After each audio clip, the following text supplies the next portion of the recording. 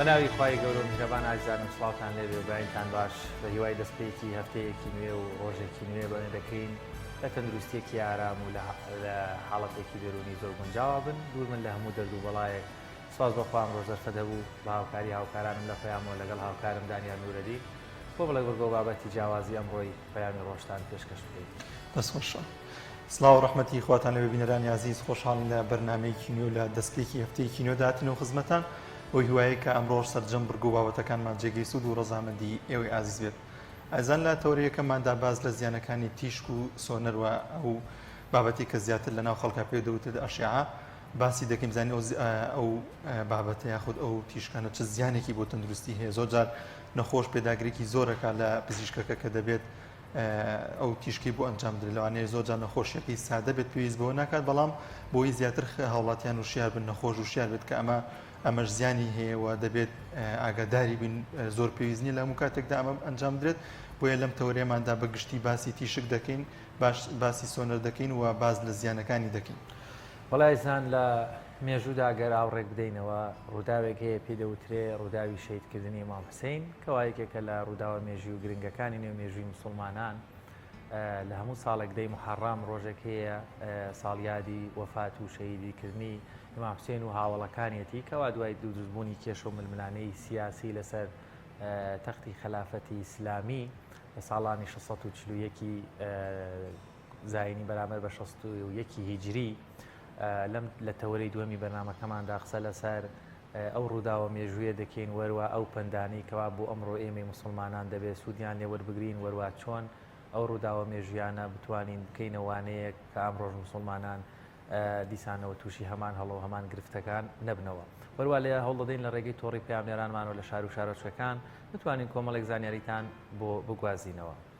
ڕازان دەستپێکی دەچین لای کەشوهەواوە بڕیارە لەم ڕۆوە تاوەکو هەفتەیەکی دیکە بە گوێرەی پێشبینەکانی کەشوی هەرێمی کوردستان پلەکانی گەرما ڕوو لە بەرزبوونەوە کەم زانین ئەمڕۆ پلەکانی گەرما چەندە پێکەوە بینەری دەبین.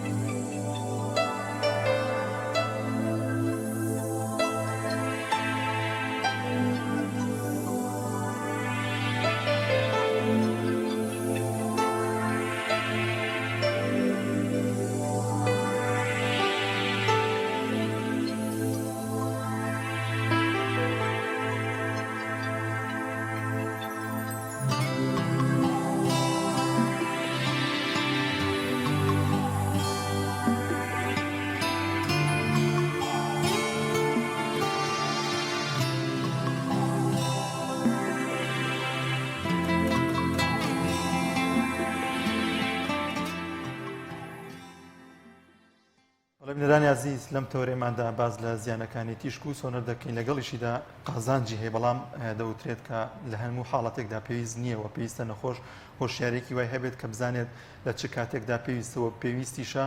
نەخۆش هەمیشە پێداگریەوە نەکان لەو بابەتێک کە پێویستە تیشکی بۆ ئەنجام درێت چونکە دەبێت پێویستە لەبەر ڕێنمایی پزیشکەکان بێت بۆ قسەکردن لەسەر ئەم بابەتە و زیانەکانی یاخود ناسینی تیشک و سۆنەر بکەین بۆ قسەکردن لەسەری میوانێکمان لە ستۆدیۆ ئامادەی زۆر بەڕێز دکتۆر فەریدون سعید پزیشکی تیشک و سۆنەر کاک دکتۆر زۆر بەخێر بێن کاک دکتۆر گەلەوە دەست پێ بکەین تیشک چییە و ئەو زیانانە چین کە بەرجەستەمان دەکەوێت لە چه حاڵەتێکدا پێویستە ئێمە ئەنجامی بدەین طبعا تیشک و بەکارهێنانی تیشک لە بواری پزیشکیدا ئێستا بابەتێکی زیندووە لە جیهاندا و ڕۆژانە لە نەخۆشخانەکانە بەکاردێنێت لە کلینیکی تایبەتە بەکاردێنێت و پێویستە هەندێک زانیاری هەیە لەسەر خۆپاراستن لە تیشک و بەکارهێنانی تیشک هەموو هاوڵاتیەک بیزانێت و دیارە بە دەرەجە یەک پزیشکان لە هەمویان زیاتر زەڕورن کە ڕێنماییەکانی بەکارهێنانی تیشک بزانن. بەکارهێنانی تیشک لە بواری پزیشکیدا دوو بوارە، بوارێکیان بۆ دەستنیشانکردنی نەخۆشیە، بوارێکیان بۆ چارەسەرە، واتە چارەسەرکردن بە تیشک. دیارە بابەتی چارەسەرکردن بە تیشک ئەو بابەتی تایبەتمەندێکی ترە، تایبەتە بە ئەو کەسانی کە نەخۆشی شێرپەنجیان هەیە و تیشکیان بۆ بەکارێنن بۆ ئەو خانانە بمرێنن و بیکوژن کە گەشە دەکات و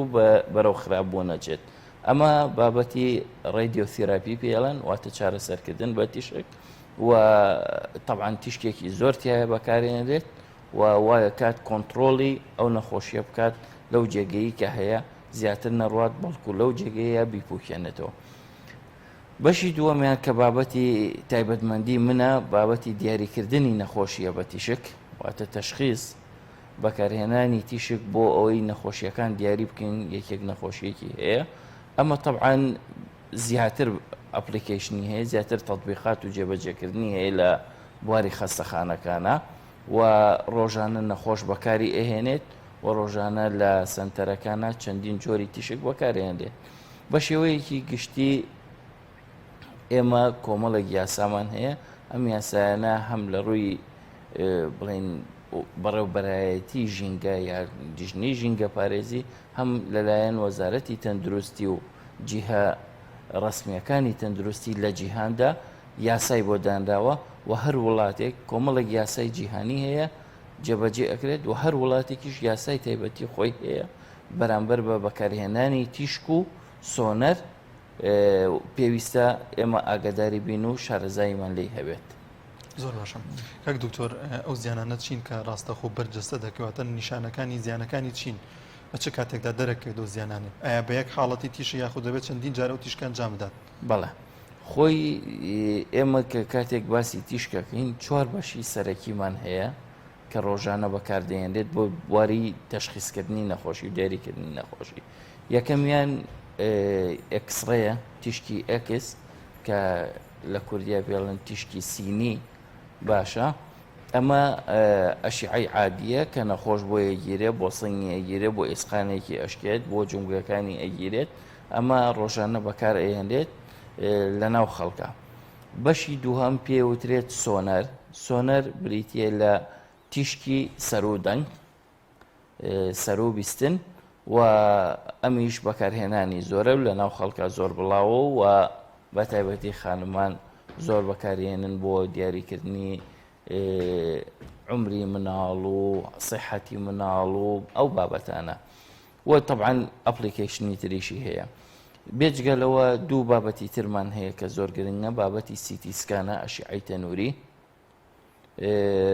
ئەشیعەی تەنووری لە ناو خەڵکە وای پێوترێت، واتە سیتی سکان. ئەمە تیشکی ئەکسە بەکارهێنی بەڵام بە ڕێژەیەکی زۆرە، ئەشیعەیەکی زۆر ئەدەی لە نەخۆشەکە والیەکەی بە شێوەی قاشقاش کات جسمی ببینیت. بۆ نمونە کە ئەشیعەی سنگ نەگریت، ئەگەر بە ئەشیعەی عادی بگریت بە شێوەی دوو بوعدی ئەشعەیەکی بۆ وەگرێ بەڵام کە کاتێک سیتی سکان ئەگریت هەموو سنگی لەت دەکات چ بە شێوەی ستونی یا ئاسۆیی لە هەر سێ بوارەکەی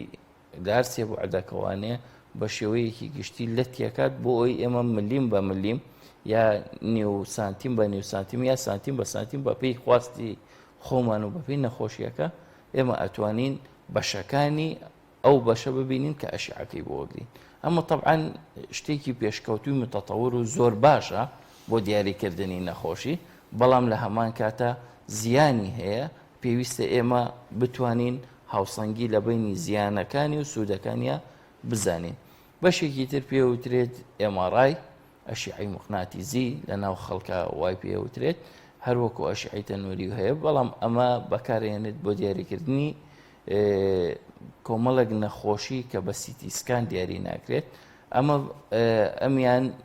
بێزیانە تا حەدێکی زۆر زیانی کەمە، بەڵام زۆر گرانە،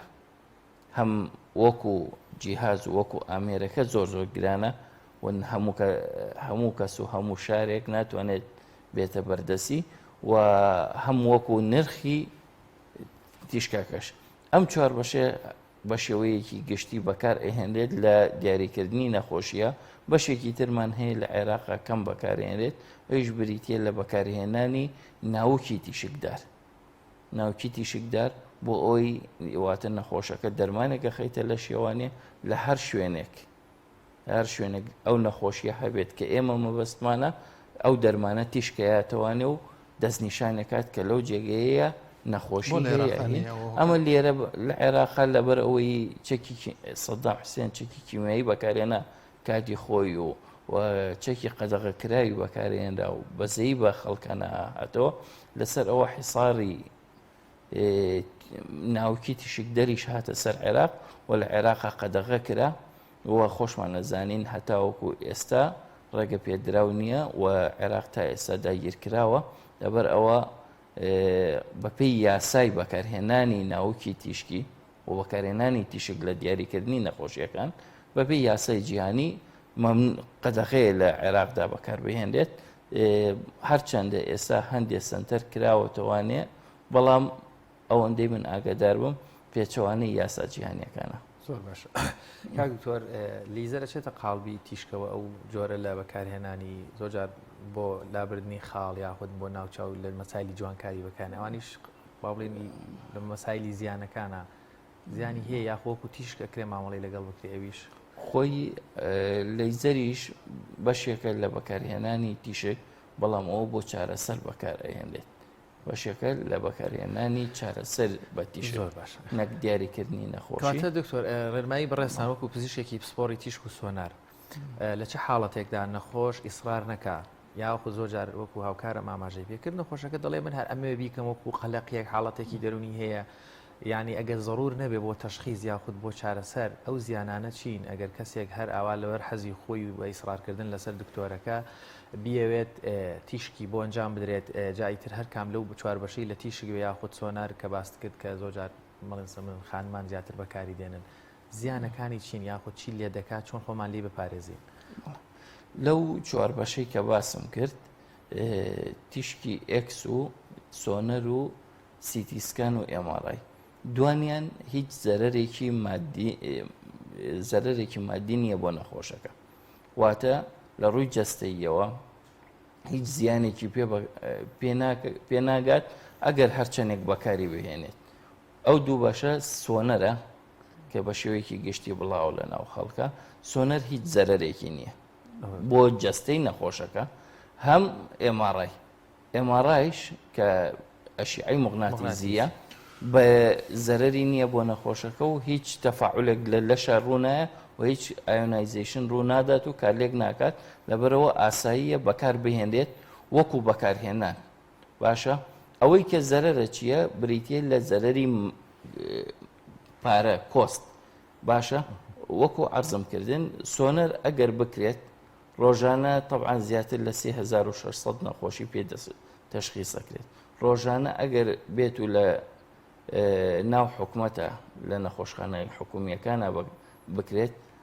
پارەکەی هەرزانە نرخەکەی بە 1500 دینارە خەڵک ئەتوانێ بیکات بەڵام زەختێکی زۆر فشارێکی زۆرە چێتە سەر حکومت و چێتە سەر نەخۆشخانەکان ڕەنگە ئێمە لە ڕۆژێکە ئەگەر 200 نەخۆشیش بکەین هەر فریان نەکەین کە ئەمەوە ئاکات کوواڵەتی نەمێنێت و نەخۆش گلەی بکات یا گلەیەکڵێ وڵا سۆنەرەکەیان بۆ نەکردم یان گلەیەکات وڵا کوواڵەتیەکەی باش نەبوو هیچ دەرنەکەوت خەلەلەکە چییە خەلەلەکە ئەوەیە خراپ بەکارە ئێندێت کەسێک کە پێویستی پێی نییە ئیسرارەکات زۆرەکات لە دکتۆرەکە چونکە هەرزانە ئەڵێ بێ سۆنەرێکم بۆ بکەیت سۆنەرەکەی بۆکات لەسەر حسابی نەخۆشێک کە خۆی پێویستی پێێتی ینی ممکنە ئەگەر ئێمە لەو 100 نەخۆشی کە ئەیبینین پاڵفتە بکرێت و بە حەقی خۆی بۆ نەخۆش بکرێت ممکنە دەدانیان پێویستی پێ بێ ئەگەر ئەو دەنەخۆشە بۆی بکرێت دەنەخۆشە فعلەکە بە دڵنیاییەوە بە شێوەیەکی جوان و ڕێکوپێک ئەتوانین نەخۆشیەکەشی بۆ تەشخیصکەین و حەقی خۆشی پێ بدرێت بەڵام ئەمە بەکارهێنانی خراپی کەرتی گشتیە هۆکارەکەی چییە؟ هۆکارەکەی زۆرە لە کلینیکی تایبەتیە پارەی تێ ئەچێت هەر نەخۆشێک پێویستە 15 بۆ 20,000 بدات بۆ ئەوی سۆنەرێکی بۆ ئەنجام بدرێت کە ئەمە فشارێکی زۆرە بە تایبەتی لەم بواری قەیران و وەسعدا بۆیە ئەگەر زەڕور نەبێت پێویست ناکات بیکات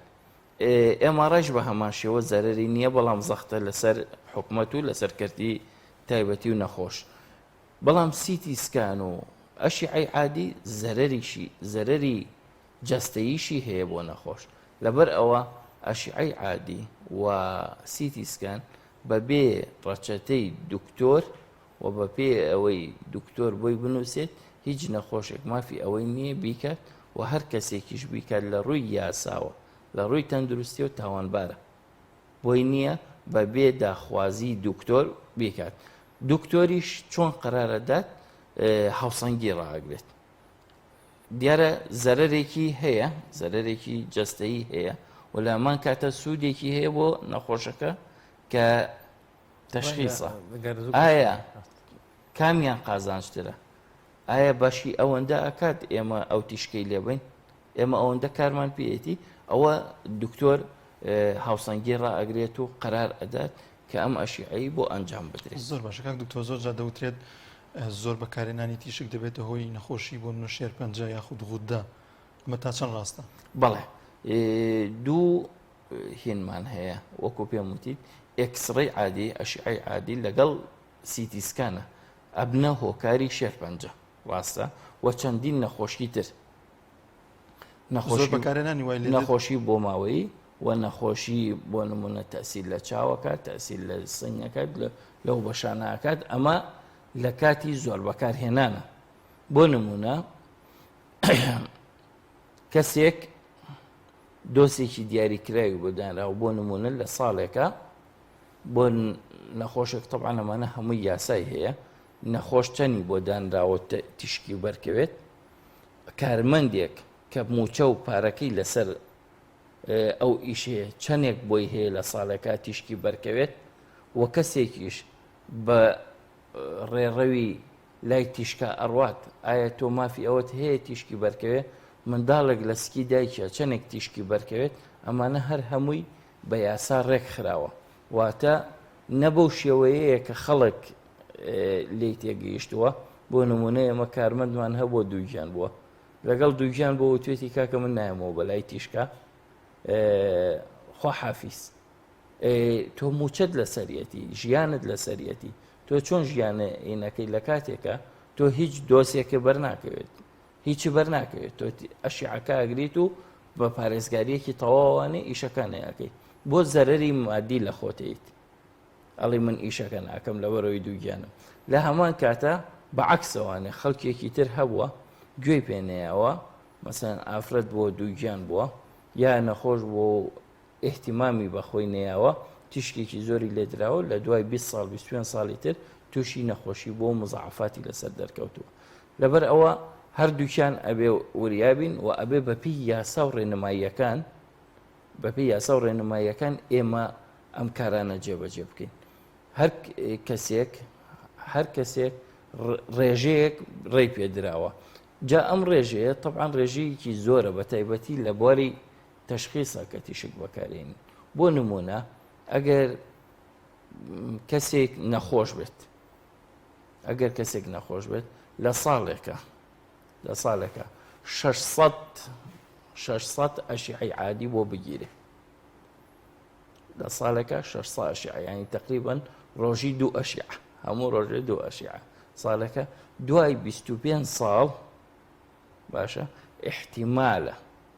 احتیمالە بە نیسبەی لە 100 تووشی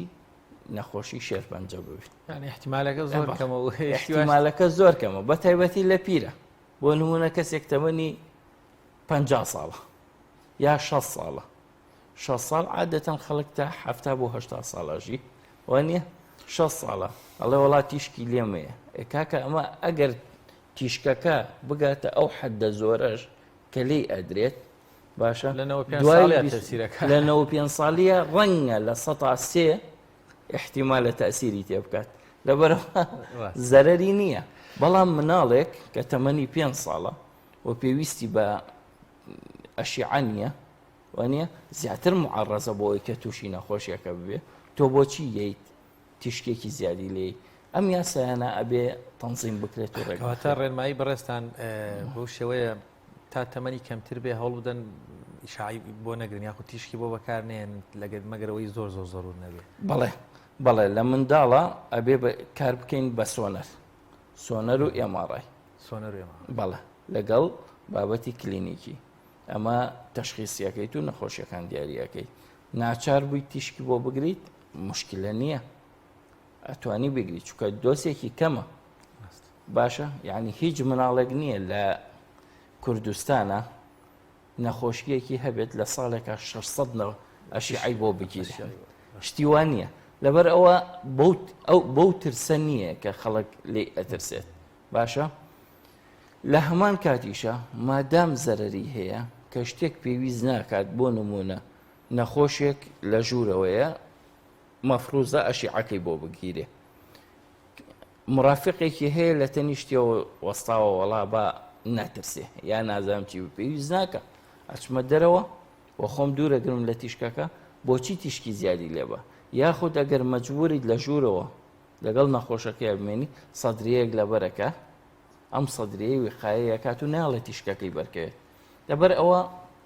ئەبێت یاساکانی ڕێخستن زۆر بەوردی بێت و بزانین چۆن بەکارێنین. کاک دکتۆر لە ماوەی ڕابردوودا زۆرێک لە نەخۆشەکان بۆ دیاریکردنی ڤایرۆسی کۆرۆنا سیتی سکانیان بەکارێنە و زۆرە لە پزیشکان هۆشیاری ئەویان دەدا کە هەتا بتوان خۆیان بە دوور بگرن لە بەروی زیانی. ئایا ئەمە زیانی هەیە بۆ جەستە؟ خۆی تەشخیصی کۆرۆنا بە سیتی سکان لە هەموو تێستەکانی تر بەقوترە، لە هەموو تێستەکانی تر بەقوترە. هیچ تێستێک ناگاتە لە 160 نیسبەی تەشخیصی، بەڵام سیتی سکان نەگاتە لە 185 بەرەوژوو. لەبەرەوە سیتی سکان لە هەمویان وەرترە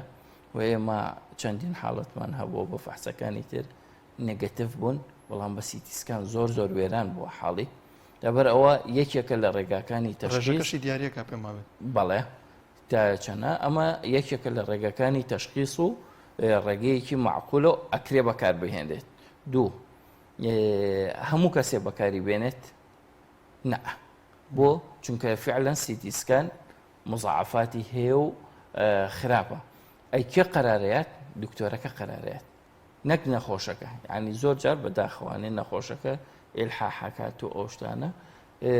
وەکو عەرزیشم کردن. یەکەم سیتی سکانەکە بۆ سنگە، سیتی سکانی سنگ تیشکی کەمە، تیشکی کەم بەرەکەوێت، ئەمە یەک. دووەمینیان مادەی کۆنتراست بەکار نایێنرێت، واتە تەنها یەک جار تیشکەکەی بۆکەی، ئەمە دوو. سێهەمینیان عادەتەن ئەو کەسانی کە سیتی سکانیان بۆکرێت کە تووشی کۆرۆنا بن و سیتی سکانیان بۆکرێت لە سەر و 40 ساڵەوە. وەکو وتم ئەگەر نەخۆشیەکە بیشی گرێ مەسەلەن 45 ساڵە واتە لە 70 ساڵیە ڕەنگە شتێکی لێ دەرکێت ئەگەر لێی دەرکەوێت. لەبەر ئەوە ئەکرێت بەکاربهێنرێت و بۆ دزانینی باری تەندروستی و ڕێگە پێدراوە عالەمیەن و بە باشترین تێست دانراوە لە هەمان کاتە هەموو کەسێک گەنجێکە هیچ نیشانەیەکی نییە تۆزێ بێتاقەتەوە ئۆشتانە و تایەکی هەیە ئەمە سیتیسکانەکە نەگرێ باشترە نەوەکو خوا نەخواستە زەرری لێوەت. تاوان بێگومان وشیاری هاوڵاتیان زۆر زۆر گرینگە بۆ هاوکاری پزیشکانیش بن دەرفەتمان هیچ نەماوە بەس ئەوە بڵێم دکتۆر جارێکیان بۆ خەستەخانە چوین هاوڕێیەکم لەگەڵ بوو من قرار بوو بۆ سنگم سۆنەرێ بکەم ویژوتی خۆ منیش هەر هاتووم بە سۆنەرێ بکەم وەکوی چۆنە چیتە چاخانەیەکەوە چاغل بامیش چایە بخۆم زۆر خراپە ئەمانە مشکلەمان هەیە لەگەڵ ئەوەی کە نەخۆشەکان هەر بۆ خۆشی دڵنیایی هەنێک بڵێن دەیانەوێت لە پزیشکەکان داوای تەشخیص و عیلاج بکەن. دکتۆریان زۆر زۆر سپاس بۆ ئامادەبوونت. سپاس بۆ دەرفەتە بینایی بەڕێز زۆر سپاس بۆ بەڕێز دکتۆر شعید پزیشکی پسپۆڕی تیشک و سۆنان لەم تەوەرەیە لەگەڵمان و بە هیوای تەندروستیەکی باش بۆ هەموو لایەکتان ناوڕێکمان هەیە و دێنەوە لات.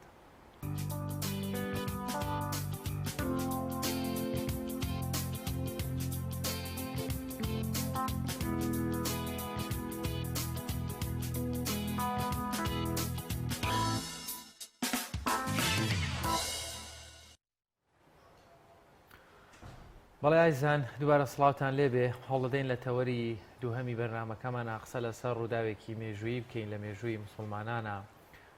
پاش کۆتاییاتنی خلافەتی ڕاشدین واتە گیان لە دەزان و شەیدکردنی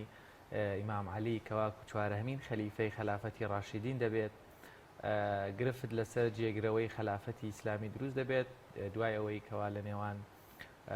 معاویە و کوڕی ئەبوو سوفیان و هەروەها حسین بن عەلی ڕێکەوتنێک دەگرێت کەوا معاویە ببێت بە خلافەی مسلمانان بەڵام پاش معاویە دەبێت حسین جێگرەوەی بگرێت. ئەم عەقدە مێژوویە ئەم ڕووداوە مێژوویە درێژە دەکێشێت تا ساڵی 61 هیجری دوایەوەی معاویە وەفات دەکات بۆی حسێنی کوڕی عەلی ببێتە خلافەی مسلمانان وەروە جێگرەوەی معاویە بەڵام یەزیدی کوڕی معاویە بەم ڕێکەوتنە ڕازی نابێت خۆی دەبێتە جێگرەوەی باوکی. ئەمەش کێش و گرفت لە نێوان ئەوانەی تەرەفداری حسێنی کوڕی عەلین دروست دەبێت لەگەڵ ئەوانەشیکەوە لە شامن لەگەڵ یەزید و نەبەردیەک لە دەشتی نەجەف و کەربەلا لە عێراق دروست دەبێت و هەروەها ئیمامی حسین لەو شەڕەیە شەهید دەبێت بە شێوازێکی زۆر زاڵمانە و ئەمەش لە مێژوو لە ئەدەبیات و لە یادگەی مسلمانان وەکو ڕووداوێکی دڵتەزێن و حەزین دەبێت تا یەکێکی تر لە تەوەرەکانمان بەڵام دانیات پێشەوەی بچینە لای ئەم تەوەرەیە و وەروەها قسە لەسەر ئەو ڕووداوە مێژوویە بکەین دەچینە لای هاوکارمان وشیار محەممەد لە دەڤەری شارە زوورەوە لەگەڵمانە وشیار ئەگەر گوێت لێمانە سڵاوت لێبێ دیارە وشیار کێشەی هەیە لە دەنگە دەنگمان دیارە دانیار دەنگمان ناگاتە لای وشیار بڵێ بەڵێ ئایزانوەک پێشتر باسمان کرد ئەو ڕووداوە مێژووە دانیار دەبێتە تەوەری دووهەممان بەڵام پێشەوەی بچینە لای ئەوەی گرنگە کە لەم تۆرێ باسی بکەین وانەیەک بۆ ئەمڕۆ کە چۆن دەرسی لێوەگرینە و ڕووداوە مێژووی کە لە مێژووی ئیسلامدا ڕوویداوە بزانین چ کاریگەریەکی هەیەوە ئەوانانە چین کە پێویستە ئەمڕۆ دەرسی لێوەرگرن مسلمانان هەر لە بەڵێن شکاندن هەر لەوەی کە پلانگێڕی ئەمانە بۆ خۆیان جێگەی سەرنج و جێگەی وەن کە باز بکرێن پێویستە مسلمانان ئاگاداری کۆمەڵێک بابەت بن وە زۆر جار هەیە بەڵێنێک ناباتە سەر ئەوەی کە گرنگە بەلای منەوە لەم ڕووداوە مێژوویە پاشگەز بنەوە لەو بەڵێنێکی مێژووی کەوا ڕوودەدات دەبێ ئێمە ببێتە وانەیەکی گرنگ بۆ مسلمانان و هەروەها ببێتە دەرسێکەوە لە ژیانی تایبەتی هەموو تاکێک و کۆمەلگایەک سوودی لێوەربگێ بێگومان داستانی عاشورا و هەروەها نەبەردی شەهیدبوونی دەشتی کەربەلا و هەروەها شەهیدبوونی ئیمام حوسێن و یارانی کەوا بەراورد بە شوان دوای ئەوەش مەزهبی شیعە و سونە ڕاستەوە دوای فکر کۆمەڵێک ئەفکار دروست دەبێت هەر کەسێک هەر گروپێک بۆ بەرژەوەندی خۆی هەنێک لە بابەتەکە بەکاردێنێت بەڵام بە شەیەکی گشتی ئەمە ڕووداوێکە لە مێژووی مسلمانانە دەبێت هەمومان سوودی لێوەرگرین وەرومە بێ بەدەست وەروەها ببێتە فەندێکەوە بتوانین هەمومان سوودی لێوەربگرین گەچی ئێستاکە بە شێوەیەکی گشتی لە جیهانی مسلمانان و ئیسلامیە ئیمامی حوسێن یەکێکە لە ئەتوانم بڵێم سەرلەشکری شەهیدانی لاوانی ئیسلامی و هەروەها پێگە و پلەیەکی باشی هەیە و هەروەها هەموو فکرە جیاوازەکان و هەموو مەزەبە جیاوازەکان و هەموو بابەتە جیاوازەکانیش تێگڕا کۆکن لەسەر ئەوەی کەوا هەمومان بتوانین بە یەک دەنگ و بە یەک ڕنگ ئەو پند و ئامۆژگاریکەوە لە ڕووداوە مێژووی ڕوویداوە وەری بگرین وەروەها قسە ببێتە بابەتێکی گرنگ لامان. بڵێ ئازان ئەگەر دیارە هاوکارمان بڕیار و بچینە لای هاوکارمان وشار محەممەد پێدەچێ وشار محەممەد ئامادە نەبێت بۆ لەگەڵمان دیارە دیسانەوە بەداخەوە کێشەی ئینتەرنێت هەیە باڕاستی بە ئەم دەرفەتە بە دانیار بقۆزمەوە من کۆمپانیەکانی ئینتەرنێت دڵیان لێمانگرا نەبێ بەس بەڕاستی تەواو وەزە ئینتەرنێت لە کوردستان خراپ بۆ ڕێژەیەکی زۆر پارە لە خەڵک وەردەگیرێ من شخصی خۆم زۆرجار ناوچەکانی کوردستان زۆرە گەڕێم هەر لە شار دەرەچیت ئیتر ئینتەرنێت نامێنێ وەکوەوەی تەنها ناو سنتەری شار ئەویش لێرە باش نییە بەو هیوایی زۆر گلی شارەسەر بێت نرخەکەشی گران بێگومان نرخەکە گران نەبێت کوالێتێکی خراپە لە لە هەنێ شوێن هەر شەبەکە نامێنێ ینی تۆ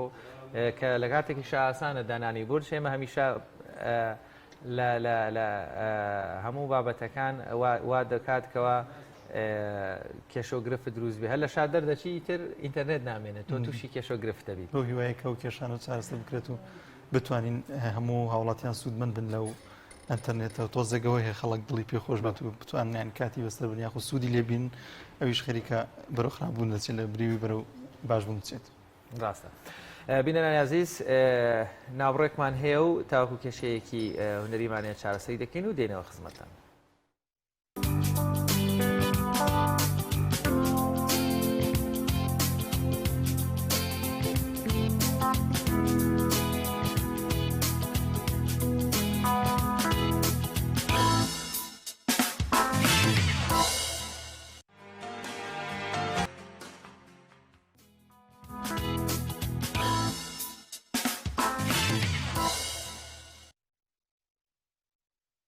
بەڵێ بینەرانی عزیز وەک هاوکارم شوان ئاماژەی پێکرد لەم تۆرێمادا باز لە شەید بوونی ئیمام حوسێن دەکەین کە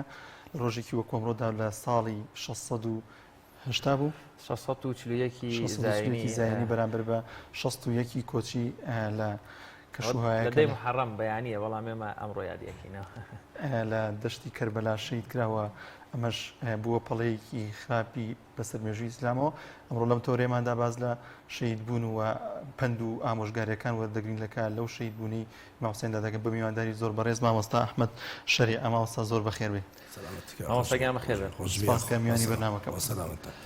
مامۆستا سەرتا دەمێ باز لە لەوانەیە زۆری لە بینەران ئاگاداری ئەو ڕووداوە مێژووە نەبین ئەگەر سەرتا باز لە مێژوەکەی بکەین و دواتر باز لە پند و ئامۆژگاریەکان باز لەوانەکانی دەکەین کە بۆ ئێمە گرنگ بێت لەو ڕووداوەدا. الحمد لله والصلاة والسلام على رسول الله وعلى آله وصحبه ومن والاه. ربنا آتنا في الدنيا حسنة وفي الآخرة حسنة وقنا عذاب النار. إمام حسين كري دومي إمام علي لتشواري كوسيا لدايق ولا مدينة وبيغمبري خواه صلى الله عليه وسلم زور خوشي يسوم خوينا بيناو بو خوشي براني بو كدو بخير وكهناوي نقصيان تباوشيوه إمام علي ناي كركاتك لدايق وربما لتكي وكورن خستي باوشي بيغمبر صلى الله عليه وسلم فرمي بيغمبري خواه ناو حزك مكبري ناو كي بسراب بري دمي شيريم كي ملاشي هالبيتو وكورن بيغمبري خواه فرمي بتماي ناي بنيتي ناو سي فرمي ناو حرب هل وكو تشون لو بيش حسين شيناو ناو حرب بيغمبري خواه حسن شيناو ناو حرب بيغمبري خواه فرمي ناو منا حسن بو امي شان فرمي ناو سيوتي ناو حرب فرمي او ناو حسين ناو هيك بو حسين و بنجي خرماغي خص دمي بيغمبري خواه توزي لدمي جواي وخصي السر بنجي ملاشي بيشيرين كدو فرمي او ناو حسين بربا فاطمه جبريبا براني بو صبروا للروايه ثلاثه فرم بيغمبري خواه خوي براني بو صبري بيغمبر صلى الله عليه وسلم خوي براني بو صبري يك براني شي بو صبري انجا امام حسين بيغمبري خواه زور خوشي سو فرميتي الحسن والحسين السيدا شباب اهل الجنه فرميتي حسن وحسين قوري جنجولا وكاني بهشتن وبيغمبري خواه وكو ليش الروايات الصحيحه كانت البخاري فرمي لقل من أرانا حسين إمام حسين رضای خوای لەبێ یاریە کرد پێغەمبەری خوا صلی الله علیه وسلم بانگی کرد کە بانگی کرد بە دەستێک ناوچەوانی گرت و بە دەستێک چەناگەی گرت و دەمی نا بە دەمیەوە پێغەمبەری خوا نەخۆش ویستووە و پێغەمبەری خوا ماچی کرد و حەسەنیشی ماچ کرد بە حەسەنی فەرمی ئەمە خۆشەویستی منە صلحی دوو کۆمەڵ لە مسلمانانەکە دوو تائیفەی مسلمانان بینیان تێگەچێن سڵحیانەکە و حسینیشی ماچ کرد جا فەرمووی هەر کەسێک یا ڕەبی خوایە هەر کەسێک ئەمانەی خۆشەوێن تۆش خۆش بێ هەر کەسێک ئەم دوانەی خۆشەوێن تۆش خۆش بێن چونکە من زۆرم خۆشەوێن پێغەمبەری خوا زۆر خۆشی ویستون و زۆر ئومێدی پێیان هەبووە بەڵام خوای گەورە بە جۆرێک لە جۆرەکان کە خوای گەورە خۆی ئەزانێ پێغەمبەری خوای ئاگادار کردێتەوە کە ئەوان سڵحی دوو تائیفەکە ئەمەشیان بەناحەق شەهید دەبێ ئەمیشان بەناحەق شەهید دەبێ و کۆمەڵێک شەهیدەکەن بۆیە لە سەردەمی معاویە بەناچاری بەیعەتیە ئیمام حوسەین چونکە ئیمام حوسەین ڕازی نەبوو کە ئیمام حەسەنی برایەت تەنازول کا بۆ معاویە کاتێکە ئیمامی حەسەن دوای باوکی خەڵکی زۆر بەیعەتیان پێیا کردیان بە خەلیفە و معاویەش لە شام بوو شام سووریا و ئەردەن و فلستین و ئەو منتیقانە عایدی ئەو زیاتر ئەویش بەیعەتی پێدراوە بەڵام ئەو خەلیفە نەبوو ئیدعای خەلیفایەتیشی ناکرد معاویە وەکو سوڵتانێک و دەسەڵاتدارێک والی بوو لەوێ بەڵام ئەویش بەیعەتی نابێ ئیمام حەسەن خەڵقێکی زۆر بەیعەتیان پێ ئەو اختلافەمایەوە ئیمام حەسەن لەبەرەوەی کە شەڕێک ڕوو نەدا کوشتارێک ڕوو نەدا وەکو کوشتارەکەی سەردەمی باوکی لە بینی معاوی و ئیمامی عەلی خەڵقێکی زۆر کوژرا و شەهید بوو ئەم جاران ئیمام حەسەن تەنازولی کرد بۆ معاویە و ئەو ساڵە پێتوێ عام الجەماعە چونکە عام لەگەڵ سەنا لە زمانی عەرەبیە فەرقیە لە کوردیا هەمویان پێوتێ ساڵ بەس سەنا سەنەتی ئەسەنەت ئەوە کاڵێ سەنە بەکارێ بۆ ساڵ بە ساڵی ناخۆشی ئەوترێ عام بە ساڵی خۆشی ئەوترێ بۆیە بەو ساڵاتی عام الجەماعە یعنی ئەو ساڵە خۆشەی کە مسلمانان هەموو بوونەوە بە یەک پارچە ئیمام حەسەن تەنازولی کرد بۆ معاویەتی تۆ خەلیفە بەڵام بە مەرج کۆمەڵە مەرجی بۆ دانا یەکێ لەو مەرجانە بۆ هۆی ئەوەی کە دوای ئیمام حەسەن ئیمام حوسەینی برای ڕازی نەیە بە یەزید ئەویش ئەوە بوو کە ئیمام حەسەن فەرمی من بەو مەرجانە تەنازولەکەم بۆ تۆ ئەم ئەمانەتەی مسلمانان لە گەردنی خۆمدا ئەماڵبوو ئەیەمە دەستۆ کە تۆ لە دوای خۆت بە شورا خەڵق هەڵبژێرێ لە دوای خۆت بە شورا کەسێکە بێتە بە خەلیفە نەک چی کوڕەکەی خۆت دانەی تۆکو کەراماتێک وەکو کەراماتێکی ئیمام حەسەن کە دەستی بۆ کرد بزانم بۆ ینی ئەو پێگە و دەسەڵاتە بۆ ئەوە گرنگ بەلای معاویەوە کە ئەو هەموو هەوڵی بۆ بات ئیمام معاویە یەکێک بوو لە ئەسحابەی پێغەمبەر صلی الله علیه وسلم و ڕزای خوای لێبێ و یەکێک بوو لە کاتبەکانی وەحی و یەکێک بوو لەوانەی کە پێغەمبەری خوا صلی الله علیه وسلم شاهدی بووە ئەو جێشەی کە ئەوێ غەزوی قوستەنتینیە بکە یەکەم جار خوای گەورە لە هەموو جێشەکەش خۆش بووە لە قاعیدەکەش یەزیدی کوڕی بووە ئینسان بعضی شد کە خوێنێتەوە بۆی بە هەڵە تێنەگا زانێ معاویە لەبەر دەسەڵات معاویە کە ئیمام عوسمان شەهید پێشەوەی شەهید بێت چوو بەلای ئیمام عوسمان و بابەتە دوور درێژم بە کورتی باسیەکەم چوو بەلای ئیمام عوسمان تیانە بێ بۆ شام یان جێشێکی جەڕادی بەدەسەڵاتە بۆ نێرم جێشێکی پڕچەکە بۆ نێرم دەوری مەدینە بگرن چونکە من ئەزانم خەڵقانێکیانە بێنە مەدینە و ئیهانەی تۆ بکەن تۆ لە ناو بەرن و قودسیەت و پیرۆزی شاری مەدینە بشێوێنن لەبەرەوە من زۆری لێکرد کە لەگەڵ خۆیان من لەگەڵ خۆم عادبم بۆ شام و ئەگەر نایی کە زۆر فەرمووی نایم فەرمی دە باشە من جێشێکی ئاوانێرە سوپایەکی ئاوانێرم بۆی حیمایی تۆکە کەس ناتوانێت دەست بەرێ بۆ دەسەڵاتی مسلمانان نەکەرەوەکو ئامۆزای عوسمانی کوڕ عەفان ئامۆزای معاویە بەڵام نەک وەکو ئامۆزا ئەو بەشێکێتی بەڵام وەکو ئەوەی کە دەسەڵاتی مسلمانان بۆی خەڵق فێر دەبن دوایش کە قەزێکە ڕوویە کە ئیمامی عوسمانیان شەهید کرد معاویە فەرمووی من ڕازی نابم ئیلا بێ قاتیلەکانم تەسلیمن قاتیلەکانش خۆیان شادبوون لەناو جێشی ئیمامی عەلیە ئیمامی عەلی جێگەرە و کاتێبی گرتنا زۆر من 2400 کەس و عەشیرەت و کەسوکاریان هەبوو خەڵقێکیان خراپ تێگەیان و خەڵق پشتگیریە کردن لەبەرەوە کوشتارێکی زۆر لە ناو مسلمانان ڕوویە بۆی ئیمامی عەلی فەرمووی دوایی کە دەسەڵات دامەزرایەوە بەیعەتت دا بە من هەمویان ئەگری وردەوردە بەڵام معاویە تینا من ساحبی خوێنی عوسمانم یەکەمیان وەکو ئەوەی کە خزممە دومیان وەکو ئەوەی کە خەڵق فێر نەبێت لەمەوەدا بە ئاسانی دەست بەرەوە دەسەڵاتی مسلمانان وازانێت کە عوسمانیان کوشت بە عوسمانیان کوشتووە نە ئەوە تعدا و دەست درێژیان کرد بۆ هەموو شەرەفی مسلمانان لەبەرەوە قبولی ناکەم لەبەرەوە قبولی نەکرد و کاتێکیش کراسەکان بۆ برکراسی ئیمامی عوسمان و لەگەڵ پەنجەکانی خێزانەکەی چکە خێزانی نەوی شمشێرەکەی گر کە شفێرەدانە ئیمامی عوسمان کابرا ڕایکێشە ئەم پەنجانەی قرتان نائیلە خێزانی ئیمامی عوسمان بووە ئەو پەنجانیان هەڵگر لەگەڵ کراسێکا زەلامی بردی بۆ معاویە تی ئەو قبوڵ نەکەی ئەویش وعدیاتی من ئەوە قبوڵ ناکەم یەکەم لەبەرەوەی کە ئامۆزام و خوێنەکەی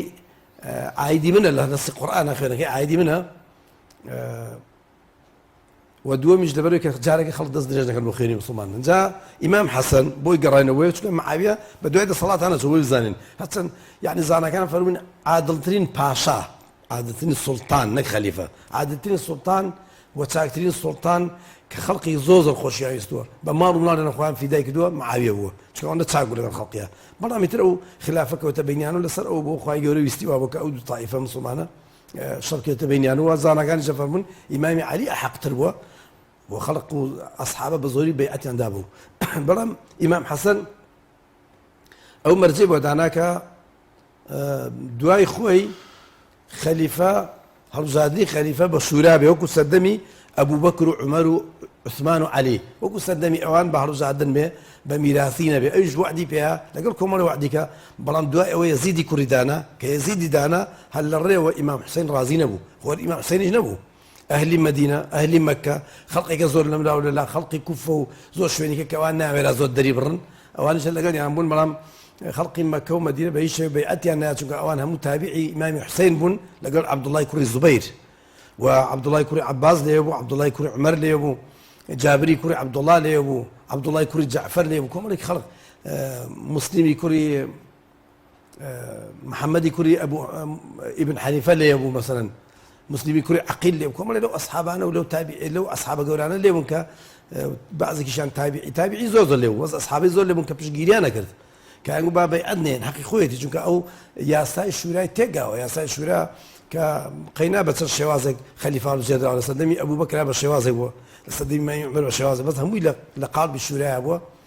و لە سەردەمی ئیمامی عوسمان و ئیمامی عەلی جارێکی بە شێوازێک بەس هەر بە شورا بووە شوراکە هەر جارێ بە شێوازێکی چونکە شورا شێوازی زۆرە ئەو شێوازانان بەکارنا بەس ئەو شوراکەی گۆڕی و کردی بە میراتی خوای گەورە لی خۆش بێت چونکە ئەسحابەی پێغەمبەر بووە و وەکو لە ئیبن تەیمیان فەرمووە پێیان لێیان پرسی و پێیان فەرمووە بۆ وایە و بۆ وای کردبێ بێت چی بڵێن ئێمە دەربارەی فەرموویەتی ئەو وای کردو ئەسحابەی پێغەمبەر بووە حکومەکەی ئێنە دەست خوای گەورە ئێمە نازانین لەوە چێ بەرژەندیکی مسڵمانان بوو بێ چونکە معاویە بۆ خۆشی بە ڕزای خوای لێ بە دەمی خۆی فەرموویەتی لەبەرەوەی کە تەفرەقە نەکەوێتە بینی مسڵمانانەوە چونکە تەفرەقە ئەکەوتەوە کاتە خەڵقی زۆر هەبووە کە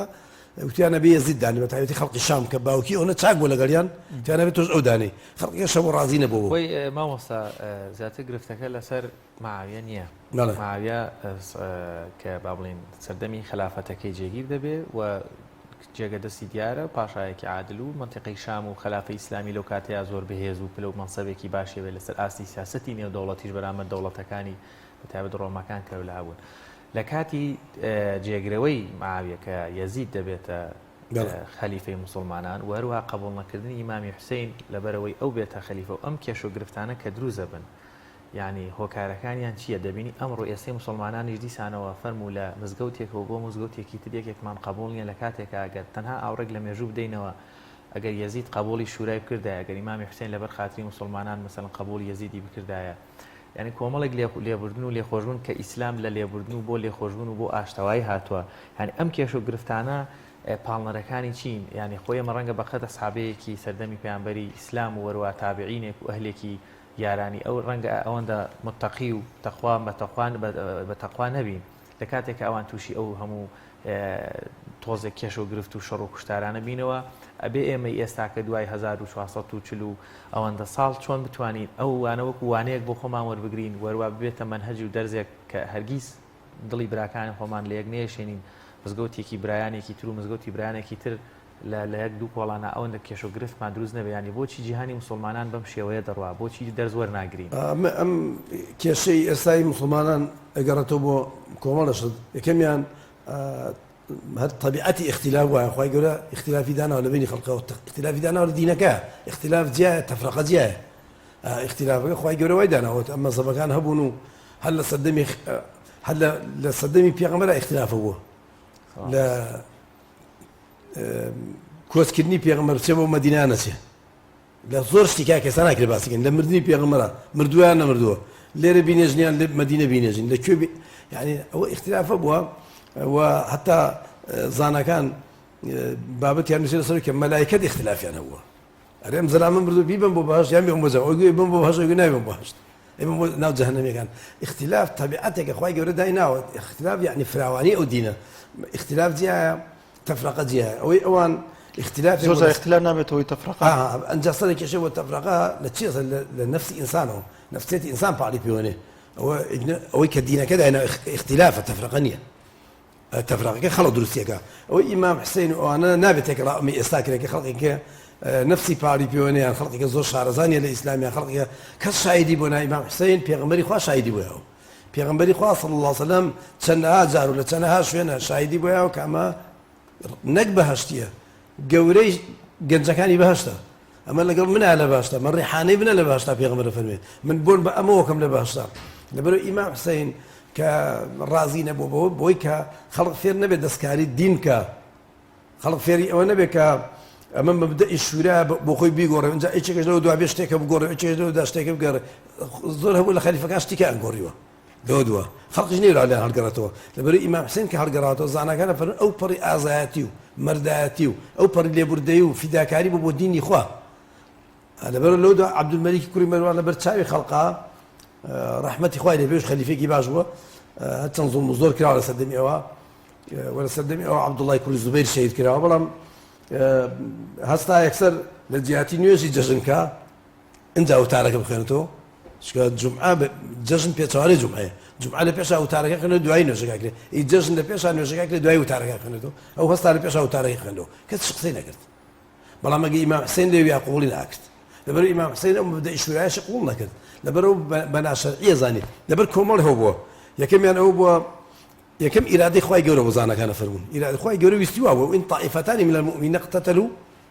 فأصلحوا بينهما ئەگەر دوو طائفە ئیماندار نافرێن مسلمانی چونکە مسلم و مؤمن فەرقیان هەیە دوو طائفە ئیمانداری زۆر تێگەیشتووی زۆر عاقلی زۆر خواناس ئەگەر بەگژێکا چون سوڵحیان بکەن ئێوە ئەوە ویستی خوا بوو یەکەمیان دووەمیان یعنی ویستی خوا ئیرادەی خوای گەورە وابوو کە ئەو شتە ببێ بۆ پێغەمبەری خوا ئیشارەتی پێکرێ و فەرمێتی ئەم کوڕەی من بە ئیمام حەسەن سوڵحی دوو طائفە ئیماندارانەکە کە بینیان تێگەچێت ئەمە یەکەمیان کۆمەڵە شتە تێگەر بتێ بیاڵێم دووەمیان ئیمام حسین کە ڕازی نەبوو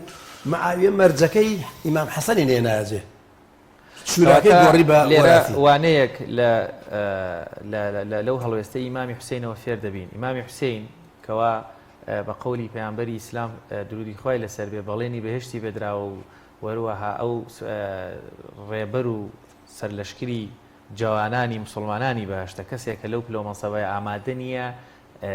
ئەو یاسایی کەوا با بڵێن دانراوە بۆ شورای مسلمانان بیشکێنێ و تەنان لە پێناوی شاشەی دەبێت و سەریشی لە لاشەی جا دەکرێتەوە چی لەمە فێربی مامۆستا بۆ ئەمڕۆ دەبینی ئەو هەموو دادگەریە هەیە لە هەرێمی کوردستانە لە جیلی مناڵان لە ئافرەتان لە پیاوان لە فەرمانبەران لە کاسبکار لە تەواوی چین و توێژەکانی هەرێمی کوردستان زوڵمی مادی معنەوی شکاندنی شکۆی مامۆستا پزیشک مهندیس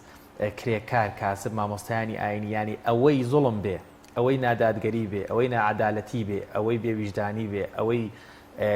ئیتر جۆرێک لە جۆرەکان یانی ئەتوانم بڵێم هیچ سنوورێک نەماوە یانی ئەگەر بێت و لە دەسەڵاتی کوردی حتا زۆریش نا یەک مانگ چەند مانگێک لەمەوە بێنی تینیکەین هیچ جۆرێک لە زڵم نەماوە حکوومەتە لە کوشتن لە دزین لە سەرکوتکردن لە فراندن لە هەر هەموو جۆرێک کردوێتی کەچی هیچ کەسێک ئامادە نییە دەنگێکی ڕەوا بڵێ منیش ئەمەم قبوڵ نییە ئەم نەعەدالەتیەم قبوڵ نیە یاخود ئەگەر هەش بێ هەمووی ئەڵێن ئەوە مەسەلەن ڕاستگۆ نیە یاخود کامەڵە چۆن سوود لەم وانەوە لەم ڕووداوە وانە وەربگرین سوودی لێ وەربگرین من ئەگەر خاڵەکان تاوا کردە لەوە ئەوەی تێ چونکە ئەوانەی کەشکە ڕازی بوون بەعزیان بەیعەتیاندا بە معاویە بەیعەتیشیاندا بە یەزید ئەسحابەی تیا بوو ئەسحابەی زۆر گەورە و عالم و تێگەیشتی تیا بوو و حتا عەبدوڵڵای کوڕی زوبەیر فەرمووی وەرە مەچۆ بەیعەتیش مێ بە زوبەیر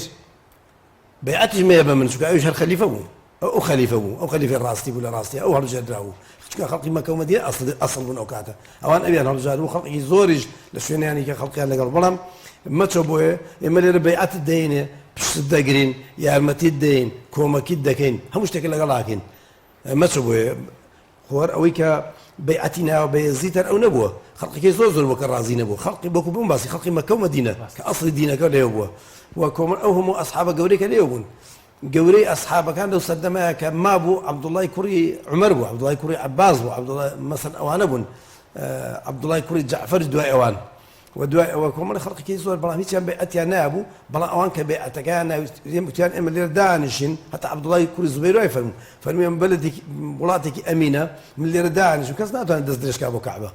اللي دانش شنو بيئتي شناينه شو كاين مرازين وش تيغوريو خلق كيزور بيئتنا لبرويكا ديني غوريو لبرويكا تيان بظلم مازاني يعني امر او غون خوشنيه يزيد بلين ظلم كاخو زارنا زي ظلم كاننا بلام ك دەستکاری ئەوە کرا معناه دەست بۆ گوناحی کەژە برێ ئەو کاتە لەو ڕێگا لەسەر ڕێگایە کە زوڵم لە خەڵقی کرێ ئەو ڕێگای کە زوڵم لە خەڵقی کرێ ئەو ڕێگایە کە بە ئەندازەی موێ لە دین لایەن بە ئەندازەی موێ لە دین لایەندا وەکو کابرا بە ئەندازەی گوریسێک زوڵم لە خەڵقیەکەن بۆیە خاڵەکان ئەوە بووکە ئیمام حوسێن فەرموو خەڵقی زۆر شایستەتر هەیە لە یەزید بکرێ بە سەرۆک بۆ ئەوەکەن بە سەرۆک ئێستا خەڵقی شایستەتر نییە لە کوردستانە خەڵقێک نییە کە گونجاوترە زیاتر خزمەتی خەڵقیەکە لەوانەیە کە ئێستا ئەو زوڵمە لە خەڵقیەکەن ئەویش وا بوو لەبەر ئەو بوو ئەو شتە سەری کێشاو بوو ئێستا تا قیامەتی ژمێنێ لەبەرەوە کە ئیمام حوسێن و ئەو ئەسحابانەی کە لەسەر ئەوە هەڵیاندایە کە خەڵقی شایستەتر هەیە خەڵقی گونجاوتر هەیە خەڵقی نزیکتر هەیە خەڵقەیە کە یەزید ئەسحابنی ئەوان ئەسحابن یەزید پێغەمبەر شایدی بۆ نایە ئەوان پێغەمبەر شایدی بۆ یاون خەڵقێکەیە کە هەموو عالم لێیان ڕازیە و دەوریان بینیەوە لەوە پێشوالی بوون کار بەدەست بوون لە شوێنان زۆر عەدالەتیان کردووە بەڵام ئیمام حوسێن چێژ لە هۆکارەکانی ئەو بووکە کە لەبەرەوەی کە یەهود یەزید زوڵمەکە خەڵقی چاکترەیە کە زیاتر عەدالەت دەکات زوڵم لە خەڵقی ناکا حەقی خەڵقی ناخوا چونکە هیچ لەو حەو کەسێ لەژێر سێبەری خۆیان ئیمامی عادلە پێغەمبەری خوا فەرمێت صلی الله عليه وسلم فەرمێت هەر کەسێ دە کەس بخرێتە ژێر دەستیەوە دە کەس بخرێتە ژێر دەستیەوە ئیلا خوای گەورە لە قیامەتە لە غاویەکە پەتیەکە مەگەر بە عەدالەت جوڵا بێتەوە لەگەڵی ڕزگاری نابێ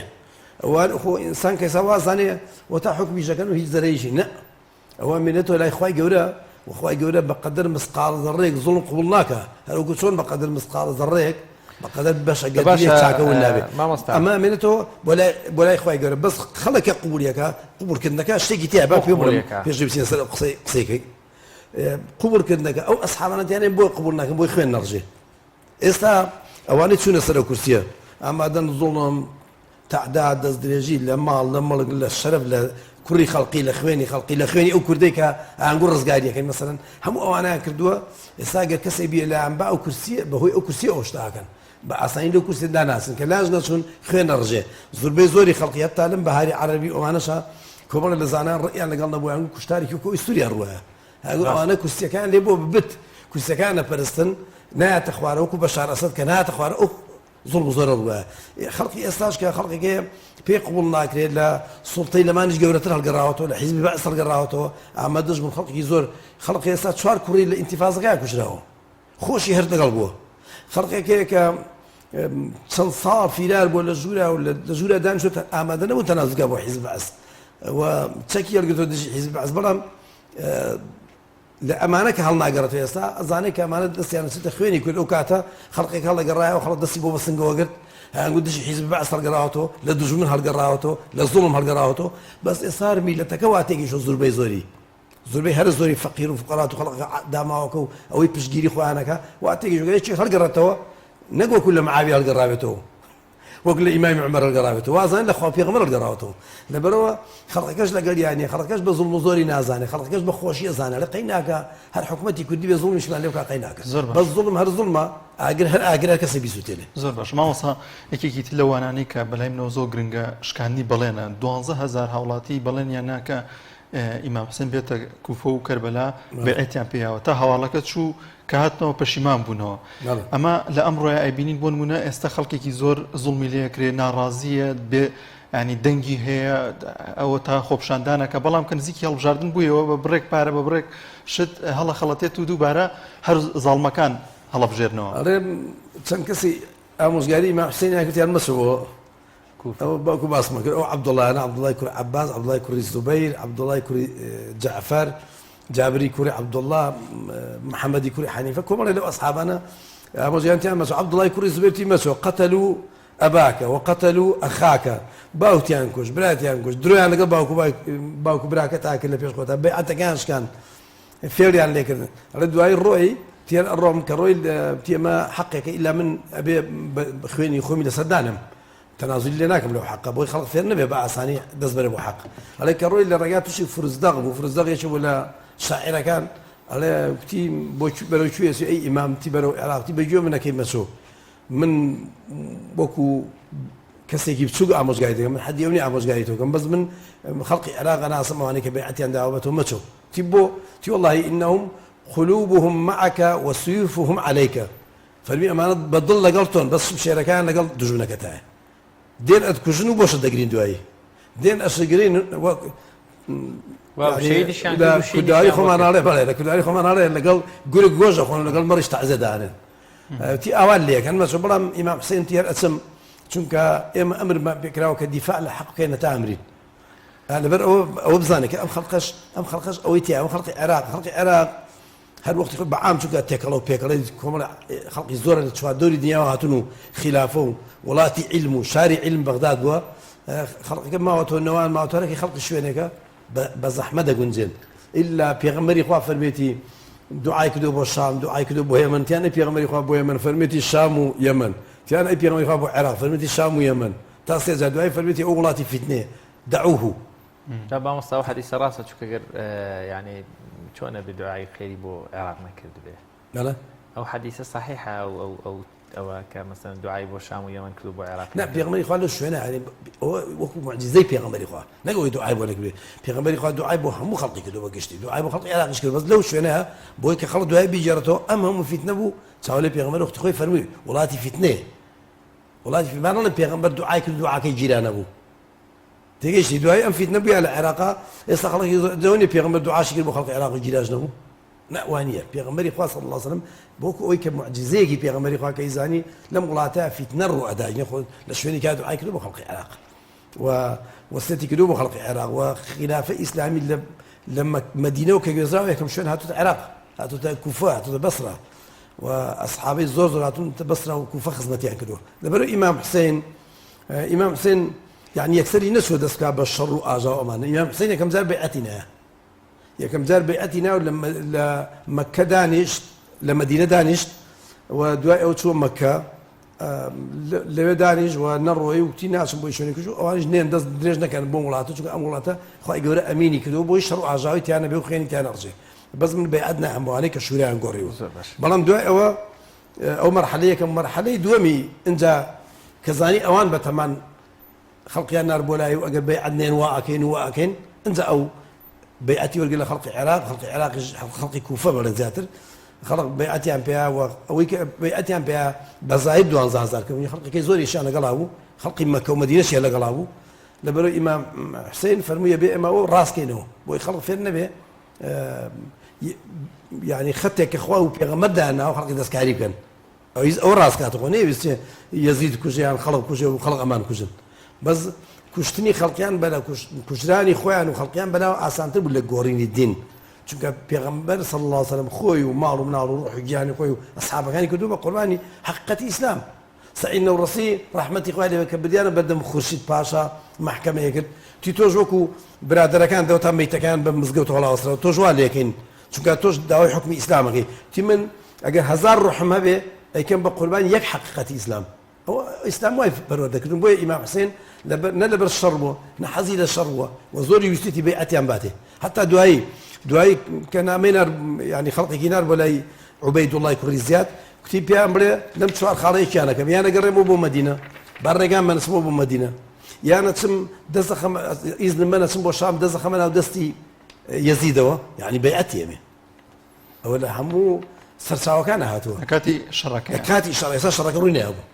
سەرتای شەڕەکە بوو فەرمووی یان ڕێگان بەنەچمەوە بۆ مەدینە لەکوێوە هاتوومە گەڕێم بۆ یان ڕێگان بەنەچم بۆ شام بەیعەت دەستەخەمە ناو دەستی یەزیدەوە بەیعەتی ئێمێ یان ڕێگان بەنەچم بۆ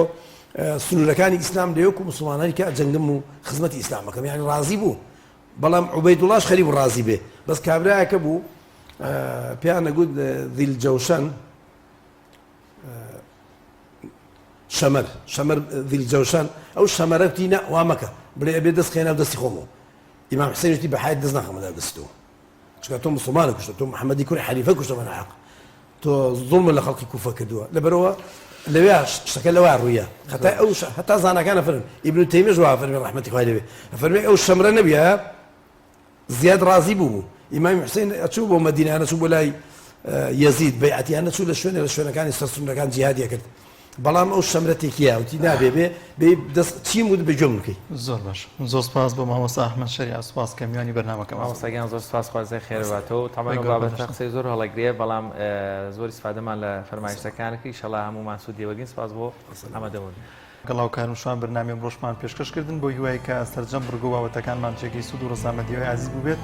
تا بەرنامەیەکی دیکە بەخواتان دەستپێرین خواتان لەگەڵ خواتان لەگەڵ دەستخۆش بێت